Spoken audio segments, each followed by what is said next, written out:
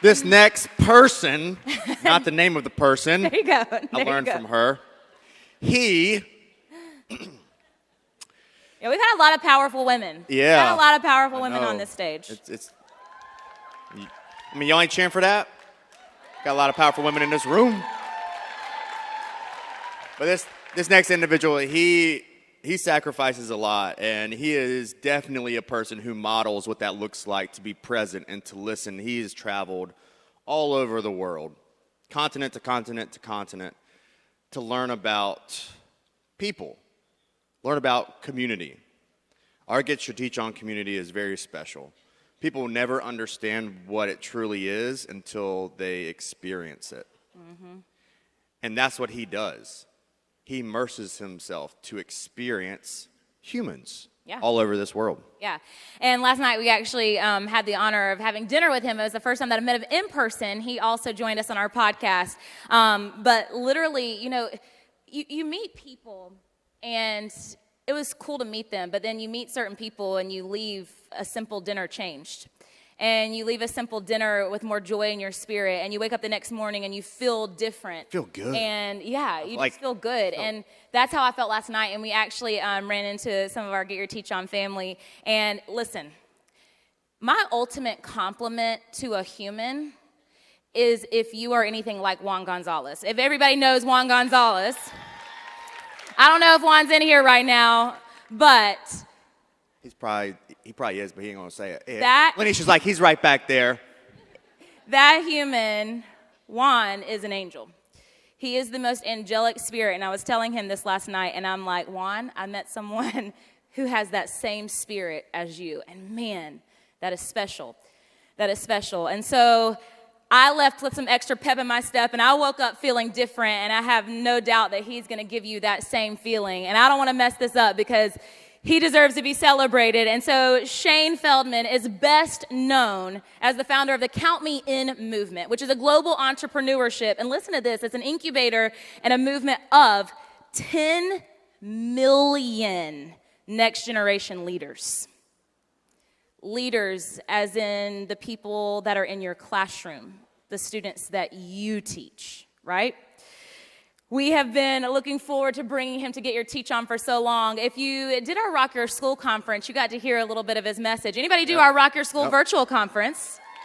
So you're probably already a fan like I am, but he's also been on some pretty important shows. He's been featured by Dr. Oz. He's been featured by Larry King. He's been featured by Forbes and my personal favorite, Oprah Winfrey. He's been recognized by the White House and the United Nations. He's literally traveled the world, like Wade shared, researching the most innovative example of community. And we get to bring him to you to Get Your Teach On today. So, once again, get on your feet and help me welcome to the stage, Shane Feldman! One man could change the world.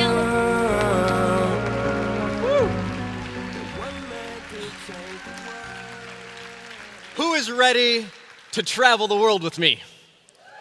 Yeah?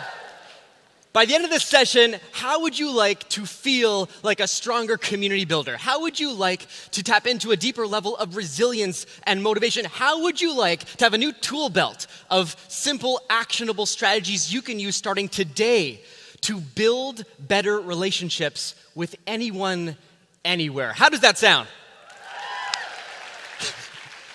I love it. I am so grateful. I have traveled the world researching community leadership and human behavior. I've been on the ground in more than 30 countries across 5 continents, researching, talking to some of the most fascinating, some of the most remarkable people and learning from them. And while, of course, I wish I could take all of you to 30 countries here today, of course, we do not have that kind of time or power. But what I have done is something even better. I have hand-selected 3 stories from 3 countries that I know will speak directly to so many of the challenges and opportunities that you are facing today and in the months ahead. And I can't wait to take you to these 3 places. Before that, I just want to celebrate a moment of gratitude with you all. I'm looking at you, you're looking at me, and I just can't help but feel this immense gratitude that we are physically in the same space together. I miss this so much. This is so special. Now, I'm sure you've gathered by now, I kind of like to travel, but I like to travel more than the average person. In fact, 2019, I was on, believe it or not, 134 flights. I know, I had more airtime than most pilots that year. And I was grateful, but as you can imagine, right, fast forward March 2020, my life came to a very grounding halt real quick. And of course, we were all grappling with how we were going to take care of our own mental wellness during that time, how we were going to adjust to new routines, take care of ourselves, take care of each other. But I was also thinking, well, not only is my gym closed and I need to figure out how I'm going to, work out at home, but I also wanted to make sure that I kept my frequent flyer muscles engaged. So some of you are already friends with me on Instagram. You may have seen this. It went a little viral, but I put together what I called the frequent flyer workout routine, and this is what it looked like. Just trying to maintain some of those rituals and everyday habits. Make sure the lifestyle stayed intact. So needless to say, very excited to be on Real Plains and to be with all of you in person here today. This is an absolute dream come true. Although I feel like we're just getting to know each other. I feel like this is the time to be transparent, maybe a little bit vulnerable. So I want to tell you that if we rewound the clock a little bit, if you told 4-year-old Shane that I'd be here today, I'd be traveling the world, I'd be this speaker, honestly, 4-year-old Shane would have been wildly disappointed. Truly, because 4-year-old Shane, probably a lot like 4-year-old you, had a dream job. So I want you to shout out, what were some of your 4-year-old dream jobs? Batman, love that. 4-year-old dream jobs, shout them out. Firefighter, princess, I love that. I heard famous actor. Does anyone dream of being a not famous actor? I'm curious. So 4 years old, all I wanted to do in the world was to grow up and be a street cleaner driver. I'm sorry, I thought this was a room of supportive teachers. I don't feel supported right now. This is all I wanted. You know how kids hear an ice cream truck, they get all excited? I would hear the street cleaner from a mile away and run to our window. Mom, a street cleaner. So I know, cute, right? So my mom knew early on I love street cleaners, but not just that. I loved trains and buses and tractors, anything big with wheels, and I was totally obsessed. And so I still remember this one day, my mom comes to me and she says, Shane, guess what? Today is going to be transportation day. And I'm thinking, what's that? My mom says, we're going to spend the day riding all different types of public transportation. And my mind is thinking, I get to ride a street cleaner? And unfortunately, I didn't. But I was lucky enough to grow up in and around the city of Toronto, where we did have some pretty cool my Toronto fans in the house love it. We did have some pretty cool public transportation options. We had buses and subways, light rail, even a ferry going to Little Toronto Island. And so the first thing we got to was a bus stop. All I had to do was hand this little shiny token to the bus driver we were let on. Then we got to a subway station. All I had to do was hand this little paper transfer from the bus driver we were let onto the subway. And we didn't have a destination in mind. The journey was the destination, but these days were amazing. I loved every moment of them. They were so much fun. In fact, my drawings in kindergarten used to just be, no joke, me riding street cleaners. But after our first transportation day, suddenly these drawings, and my mom has kept so many of them, were me riding all these different types of public transportation. And what I find most fascinating looking back at so many of those early drawings was that I would almost always make a point to draw so many of the people that we saw along the way. Whether it was the bus driver or the old man selling flowers at the subway station, business people in their fancy suits or families with their strollers and crying babies. And to me, I loved stories as a kid, and it felt like I was surrounded by all these stories, all these different people living their own storybook. And of course, I did not have language for it at the time when I was 4, 5, 6 years old. But what I started to feel very early on was this connection to this deep sense of what I now call true community, what I define as this shared meaningful experience. And what, of course, I couldn't have known at the time was that what felt like these amazing, elaborate transportation days were really my mom's creative, resourceful way, as a single parent struggling to pay rent at the time, to keep her kid entertained for a full day for the cost of a single bus token. How's that for resourceful creativity? But not just that, I couldn't have known that, but likewise, my mom couldn't have known that these days were so much more than a day of entertainment, of keeping me busy. They were planting a seed in me, an important seed early on of adventure, exploration, and most importantly, community. And while for some that may have dissipated over time, for me, it grew and grew into this deep, amplified obsession. And it turned ultimately into this career. I get to travel the world researching different communities, venturing around the world, exploring some of the coolest places and learning from people at every turn. And what I call it is not just, the passport I have in my wallet right now. I call it my leadership passport. Because while community is universal in so many ways, how we grow up, our walk of life, has so much influence on how we view community and how we build community. There's so much that we have to learn in this room from different cultures and walks of life across the globe. So, without any further ado, I'm excited to share my leadership passport with you, take you to 3 of those countries as promised, and share 3 stories that I know you'll be able to apply to your work and your life to be a stronger community builder starting today. So the first country that I want to take you to is a real special one for me because it was one of the first that I traveled to at this point in time. It was the furthest I'd ever been from home.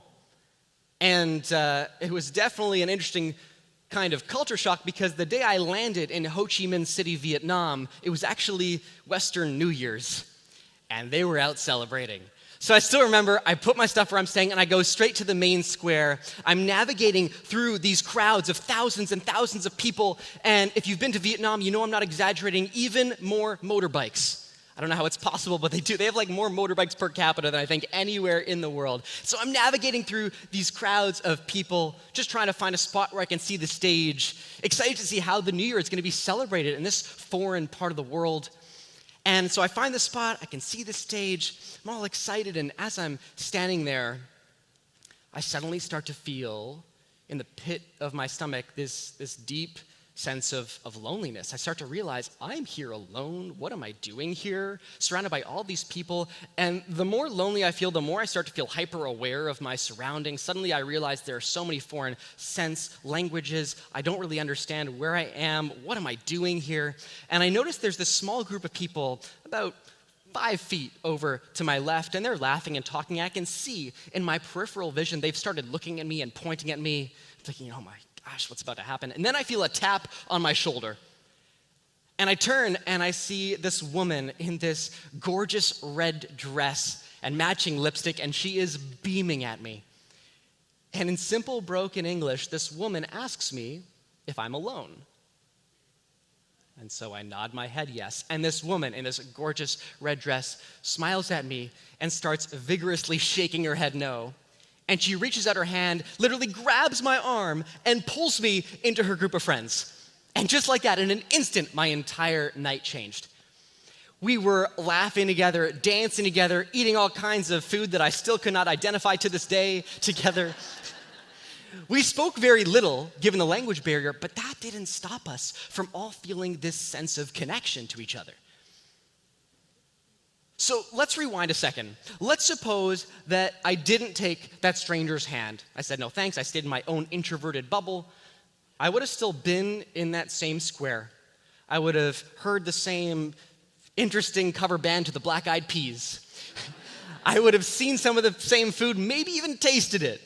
But I can tell you with absolute certainty, I wouldn't have felt connected to that experience in the way that I was when I joined that group. The moment that I took that stranger's hand, the moment I said yes to celebrating with the group, it instantly became what I call a +1 experience. And life is meant to be a +1 experience. It amplifies everything. It multiplies our sense of memory. It amplifies our feeling in the moment. Do you get what I mean by a +1 experience? Right? Think about so many things you missed most over the last couple of years. Most of them are +1 experiences. Right? The difference between reading your favorite novel versus being in a book club, even if it's a virtual book club. The difference between watching an Oscar-worthy film on Netflix alone at home versus lining up at the theater for the midnight premiere, maybe even dressed in costumes. Or, this is my favorite, the difference between listening to your favorite album on Spotify in the best Bose noise-canceling headphones in your room versus being in the arena listening to that artist perform live. Now, let's be honest, we don't go to the arena for the sound quality, right? The Bose headphones are probably better. But we don't go for that. We go for this sense of connection to other fans, being in that environment. Some people call it euphoric or magical. It's actually hard to describe. It's a +1 experience. We are social animals. We are built to connect with others and be in those sorts of environments. And it doesn't need to be a +10,000 experience, right? It could be +1. But as long as you're sharing with one other person, it transforms everything. You're able to tap into new parts of yourself that you could not otherwise. That's why even all these years later, I remember the cut of that red dress like it was yesterday. I can still smell some of the food that we had. It amplified everything. And what was most interesting about my time in Vietnam is that that experience wasn't an isolated one. It was hard to see in the video before, but even in that massive square filled with thousands of people, there were no circles. You know how we end up at conferences like this? We're catching up with people, and often we end up in these tight circles in America and much of the westernized world. We have these tight circles that we form. In Vietnam, there were always these like half circles. There was always a gap more than big enough to fill at least one new person. It was their way of saying a circle's never complete. A group always has room for someone else to join. What would it look like in our schools, at our conferences, if our circles were never closed, if someone always felt like they were welcome, if we were always looking out for that invisible kid or invisible staff member who's looking for a deeper sense of belonging? What I learned in my research in Vietnam is that they actually value collectivism as a country. This is a thoughtful, intentional piece of their culture. They actually see individuals as secondary to groups. What that means is if that woman in that red dress didn't notice me, didn't welcome me to join her group, chances are it would have been less than a minute for someone else in that massive square to notice me and invite me to join them just as quickly. So my question, my invitation to you is to adopt that Vietnamese mindset when you return to work. And perhaps don't even wait for that. Maybe you start today. Make sure your circles stay open, whether they are metaphorical or physical circles, that we're looking out for others and increasing other sense of belonging. We all have that power in us to be that beacon for someone else and to increase other people's sense of inclusion. This sounds simple, I know it does. Sometimes the most complex problems in the world call for the most simple solutions. This is a micro interaction that will lead to a macro result, and you'll see it, you'll see the shift. Sometimes it doesn't take spending $100 and 100 hours decorating your classroom into a jungle.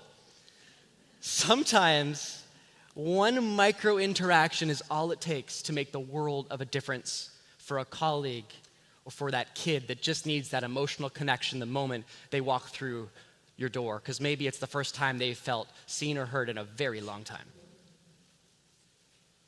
I love Vietnam so much, such a special place. So the next place I want to take you is just as special, but for a very different reason. So I can't wait to share this story with you. The next country I want to take you to is actually Shanghai, China. Anyone been to Shanghai before? Anyone been to mainland China? See a few hands. So you're gonna know how real this story is if you've been to China before. So I still remember I was in Shuning Market. If you haven't been before, just picture this tiny cobblestone path and this kind of wave of neon lights across both sides of the path and all these crawfish shops left, right, and center. I'm walking through this market and I start to hear what sounds like this outdoor concert up ahead. So I keep walking, I turn a few corners, and I find the source of music isn't a concert, isn't a fancy stage like this one. It's just this small, ghetto blaster on a little dolly, and it is a blasting mando pop, which I can only describe as traditional Chinese music infused with EDM. It's awesome, great to work out to. And I see at the entrance to this public park gathered around the speaker are about 100 people, and they are all dancing. And this is what it looked like.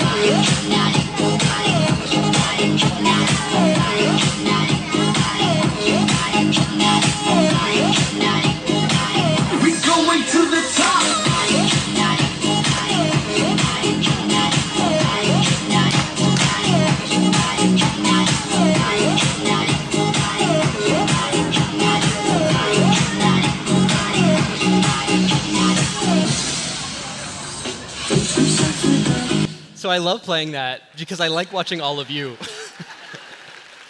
The smiles say it all. I love it. And this isn't a unique scene in China. Approximately 100 million guangchangwu is what they're called, gather in parks and squares just like this one every day, and they dance together.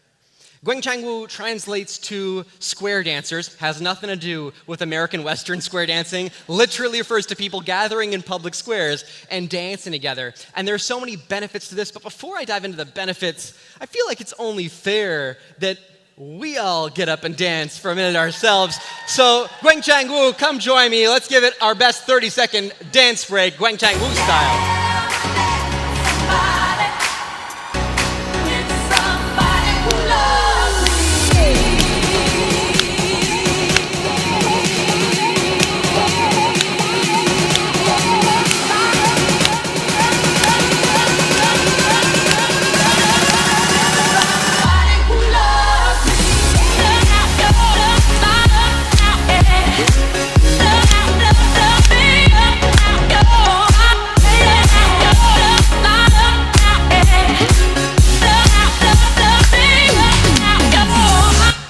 Oh, so good, so good. I love it. Woo! Getting those steps in. All right. Now, besides raising our heart rates, maybe sweating just a little bit, there are some amazing benefits to not just getting up, having a little dance break in the morning, but really any kind of movement.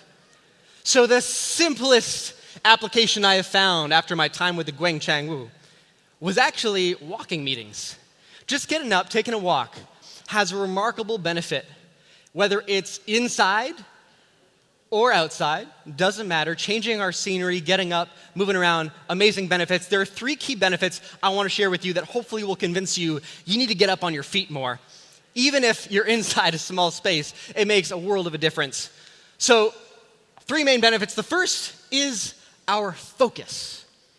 Movement actually increases our focus. It stimulates our prefrontal cortex. That's a part of our brain, science teachers, right? That is responsible for us being more present, more focused, more in the moment. It allows us to really be a more full version of ourselves. Just that bit of movement matters. Then there's creativity. And I learned this first in the Guangchangwu, and now researchers at Stanford have joined the party and agree with me. It actually increases our creative output by up to 80% because it triggers new neural pathways. When we move around, when we're walking, it changes our scenery. That's what sparks new neural pathways in our brains. Responsible for better decision making, better creativity, better problem solving. So if you want to be a better problem solver, get up on your feet. Turn that meeting into a walking meeting. And finally, community, my personal favorite. Right? We're able to be more socially connected when we're active together. And of course, that applies to doing a Zumba class with your colleagues. But more than that, think about it this way, right? When you are across the desk from someone of seniority, you can feel that seniority. It's piercing across that desk. Think about it in the framework of connecting with that student that you're having a hard time getting through to. Think about the difference between staring across from them at a desk or looking down at them at their desk versus going for a walk through the hallways together. There's this misnomer that we need more eye contact. The truth is, especially for kids, that can be deeply intimidating sometimes. When you're walking side by side with someone, there's very little seniority complex. Conversation flows very differently. So pick up more of those conversations on your feet, increase your focus, creativity, and that sense of connection and community with a walking meeting. And of course, getting more movement in is healthy anyways, right? That's for my PE teachers in the room. So, Shanghai, China, love it, super special place. One last country I really want to take you to, and this country perhaps is where I had the most meaningful, almost spiritual experience. It was actually in South Africa. Anyone with South African friends, roots, been to South Africa? I love it, the whole delegation.